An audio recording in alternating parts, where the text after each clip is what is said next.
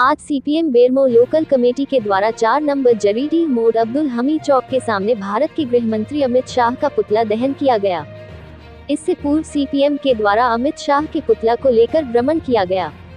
इस मौके पर कॉमरेड भागीरथ शर्मा ने कहा, सीपीएम बाबा साहेब की अपमान कभी बर्दाश्त नहीं कर सकती है। अमित शाह को नैतिकता के आधार पर इस्तीफा दे देना चाहिए। बेरमो लोकल कमेटी सचिव मनोज कुमार पासवान ने कहा कि केंद्रीय गृह मंत्री अमित शाह को पद पर रहने का कोई अधिकार नहीं है, उनको तुरंत अपने पद से इस्तीफा दे देना चाहिए। ऑन रिकॉर्ड बाबा साहब को उन्होंने अपमान करने का काम किया है। जिला कमेटी सदस्य श्याम बिहारी सिंह दिनकर विजय कुमार भोई ने कहा कि उनके मन में जो था जुबान में से निकल गया। वे कभी भी बाबा साहब को सम्मान नहीं करेंगे क्योंकि वह गोसे और सावरकर के मानने वाले लोग हैं। कार्यक्रम में कमलेश कुमार गुप्ता, नरेश राम, श्याम नारायण सतनामी, शिव शंकर तांती, निजाम अंसारी, मोहम्मद अशरफ सहित दर्जनों लोग शामिल थे। बाबा साहब का अपमान हम लोग नहीं सहेंगे। बाबा साहब का अपमान हम लोग नहीं सहेंगे। इनकलाब जिंदाबाद। तांत्रिक पसंद लोग जितने हैं, अगर सब जो भाजपा में है वो डेमोक्रेसी को अगर चाहते हैं, अगर भाजपा में हैं तो आज उनको इस्तीफा देना चाहिए। और बाबा साहब का सम्मान यही होगा कि कोई भी जनतांत्रिक पसंद लोग जो है, तरक्की पसंद लोग भाजपा में अब ना रहे।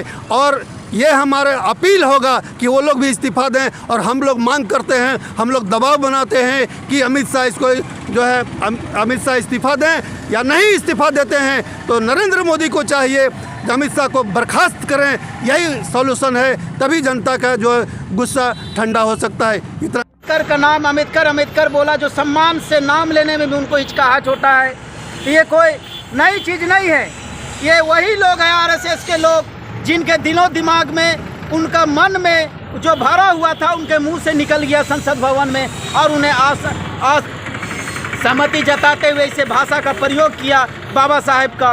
इसलिए इसी के तहत पूरे हम लोग पार्टी के निर्देशानुसार हम लोग पूरा इसका विरोध कर रहे हैं बेरमो लोकल कमेटी में कि बाबा साहेब का जो अपमान किया है भारत के केंद्र मंत्री, गृह मंत्री, उन तुरंत इस्तीफा दे और उनको बर्खास्त करे और माफ़ी मांगे।